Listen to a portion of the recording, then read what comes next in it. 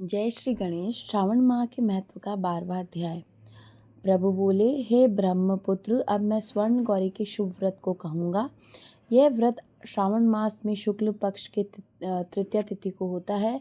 इस दिन प्रातःकाल स्नान करके नित्य कर्म करने के बाद संकल्प करें और 16 उपचारों से पार्वती तथा शंकर जी की पूजा करें। इसके बाद भगवान शिव जी से प्रार्थना करें, हे देवों के देव, आइए, हे जगतपति, मैं आपसे प्रार्थना करता हूँ, हे सुरसुत्तम, मेरे द्वारा की गई पूजा को आप स्वीकार करें। इस दिन भवानी पार्वती की प्रसन्नता और व्रत की पूर्णता के लिए दंपतियों को 16 वायन प्रदान करें और द्विज श्रेष्ठ की प्रसन्नता के लिए मैं ये वायन प्रदान करता हूँ, ऐसा कहें। चावल के चूर्ण के 16 पकवानों से 16 बांस की टोकरियों को भरकर तथा उन्हें वस्त्र आदि से युक्त करें और पुनः 16 द्विज दंपतियों को बुलाकर इस प्रकार कहते हुए प्रदान करें। व्रत की पूर्णता के लिए मैं ब्राह्मणों को यह प्रदान कर रहा हूँ। मेरे कार्य की समृद्धि के लिए सुंदर अलंकारों से विभूषित तथा पतिव्रत्य से सुशोभित ये शुभामयी सुहागिन स्त्री इन्हें ग्रहण करें। इस प्रकार 16 वर्ष तथा 8 वर्ष तथा 4 वर्ष या 1 वर्ष तक इस व्रत को करके शीघ्र ही इसका उद्यापन कर देना चाहिए। पूजा के अनंतर कथा का श्रवण करके वाचक की विधिवत पूजा करनी चाहिए।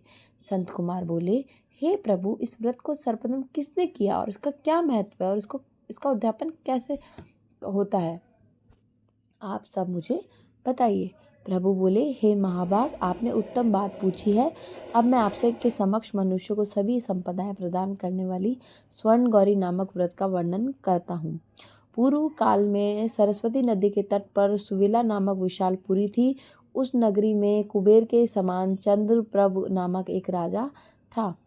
उस राजा की रूप लावण्य से संपन्न, सौंदर्य तथा मंद मुस्कान से युक्त और कमल के समान नेत्रों वाली महादेवी और विशाला नामक की 2 भार्याएं थी। उन दोनों में से ज्येष्ठ महादेवी नामक भार्या राजा को अधिक प्रिय थी। आखेट करने से आसक्त मन वाले वे राजा किसी समय वन में गए और सिंहों, शार्दूलों, सूकरों, वन्य भैंसों तथा हाथियों को मारकर प्यास से आकुल होकर उस घोर वन में इधर उधर भ्रमण करते रहे। राजा ने उस वन में चकवा, चकवी तथा बतखों से युक्त भ्रमरों तथा पीकों से समन्वित और विकसित मल्लिका, चमेली, कुमुद तथा कमल से सुशोभित अप्सराओं का एक सुंदर सरोवर देखा।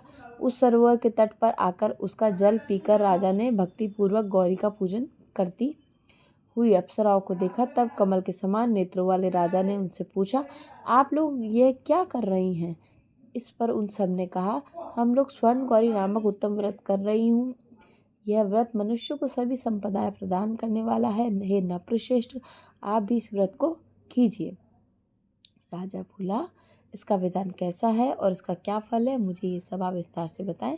तब वह सारी स्त्रियां बताने लगी, हे राजा, ये स्वर्ण गौरी नामक व्रत श्रावण मास की शुक्ल पक्ष की तृतीया को किया जाता है।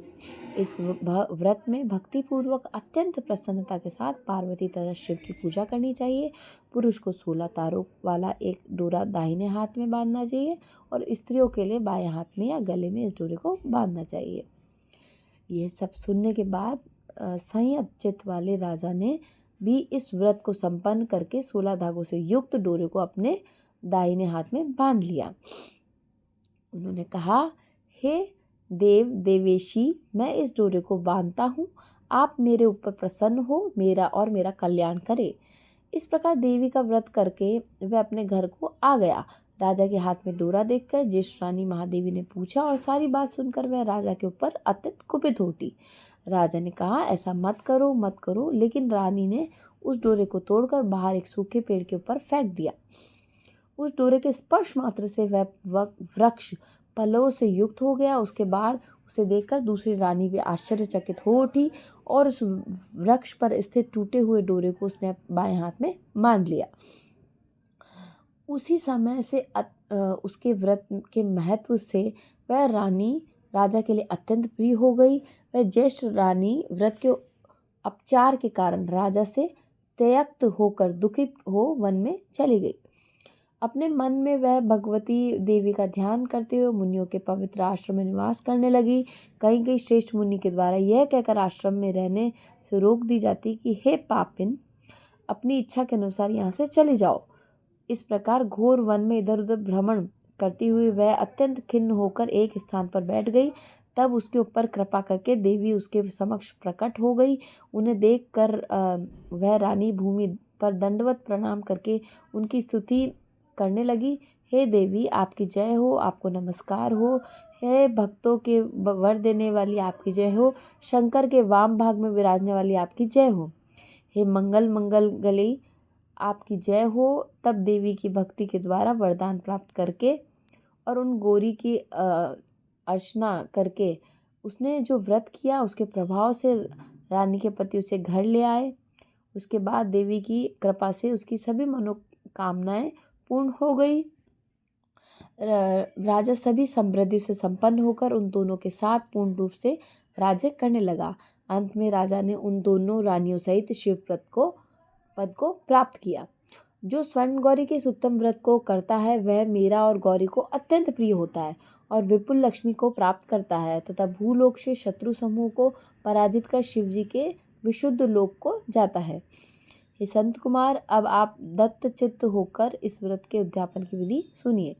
चंद्रमा तथा ताराबल से युक्त शुभ तिथि तथा शुभ वार में एक मंडप बनाकर उसके मध्य में अष्टदल कमल के ऊपर धान्य रखकर उस पर एक कुंभ स्थापित करें। पुनः उसके ऊपर 16 पल प्रमाण का बना हुआ एक तिल पूरे ताम्रमय पूर्ण पात्र रखें और उस पर पार्वती शंकर की 2 प्रतिमाएं स्थापित करें। शिवजी की प्रतिमा श्वेत वर्ण के 2 वस्त्रों तथा शुक्ल वर्ण के यज्ञोपवीत से सुशोभित हो। उसके बाद मंत्रों से विधि पूर्वक उनकी प्रतिष्ठा करें और भली भांति पूजा करके रात्रि में जागरण करें। इसके अनंतर प्रातःकाल पूजा करने से के बाद होम करें। सर्वप्रथम ग्रह होम करके प्रधान होम करें। हवन के लिए यव मिश्रित तिल घृत से पूर्ण रूप से सशक्त होना चाहिए।